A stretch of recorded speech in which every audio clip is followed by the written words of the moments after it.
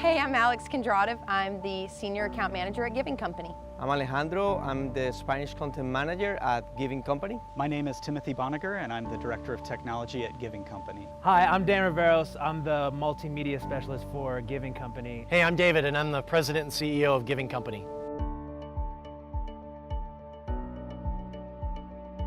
I think the one thing that stuck with me the most is the village in Wukro that we visited that had been waiting 11 years to actually get clean water. There was a lot of other companies coming in trying to dig the well, and every single time it was unsuccessful. World Vision came in and was able to dig the well, and I think it was only a matter of a few feet difference that it took them to dig that well. So that persistence was really great and really inspiring. My favorite moment from the Ethiopia trip was visiting the Religious Leaders Forum. We got to see a Muslim leader from the area and a Christian leader from the area all join together just to talk about ways that they can impact the community, ways that they can work together just for the betterment of the people. And that was just really refreshing to see. Like, that's something that I wish we saw here in the States more often, is just different cultures, different religions just gathering together for the greater good. I really enjoyed that. My favorite memory from the Ethiopia trip was when we went to the school on the last day, and we got to see their water and sanitation and hydration projects that they had been working on.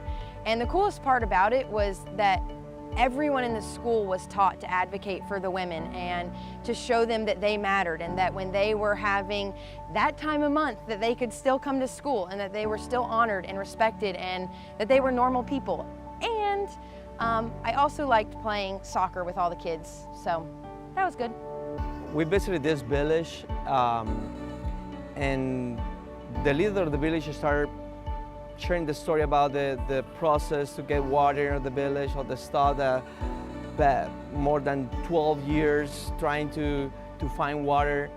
And this particular person, this particular elder of the village say some words that is stuck in my mind. He say, the times of suffering are over, are in the past. Now everything is fine in our village. And when I hear that, I look around and I saw their clothes, I saw their houses, I saw, they just have a water pump. And I asked, hey, dude, I mean, you don't have anything compared to what we have in the States.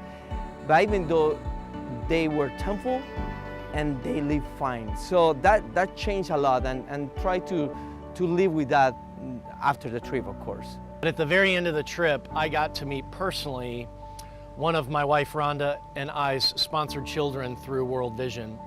We've been sponsoring a number of children for many, many years, and this was the first time that I actually got to meet one face to face. Through my World Vision, I can communicate with them really at any time, but to meet one personally was incredibly impactful. So I got to meet Shalem Rabuma, and we spent maybe 2 or 3 hours together. We talked a lot about soccer.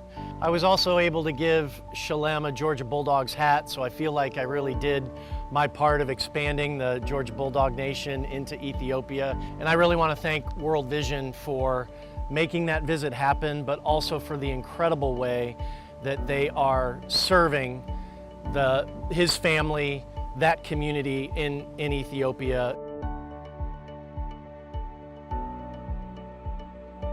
The people of Ethiopia that we met were so joyous and so gracious and so welcoming to us when we were there. And they were so thankful for everything that they had. We sat on dirt floors. We saw a lot of tin roofs. We saw homes where the farm animals were living just 1 bedroom away or 1 room away from the family themselves. And yet these people were incredibly thankful for what they had, for their Heavenly Father, for World Vision, for the fact that we took the time to come over and see the work that had been done there.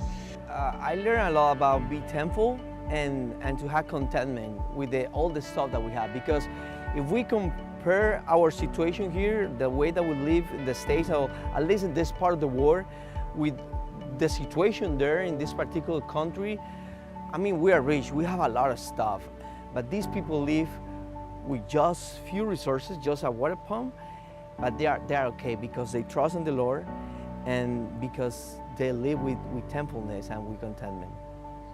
Just how the people of Ethiopia embrace guests They literally, everywhere we went, would just welcome us, and they would spread out all the palms on the floor, and they would make us coffee, and they would just let us know that we were welcome in their home. And it was just so nice to feel as a guest in a foreign country, welcomed as a family member and as a friend. I think it's the villagers' sense of community. It seems like that's something that we don't really have kind of this day and age in the United States. Your neighbors helping each other, and really they're responsible for each other as well. The reminder of how blessed I am to have some of the resources that I do have every day. The fact that I get clean water every day, at work, at my home.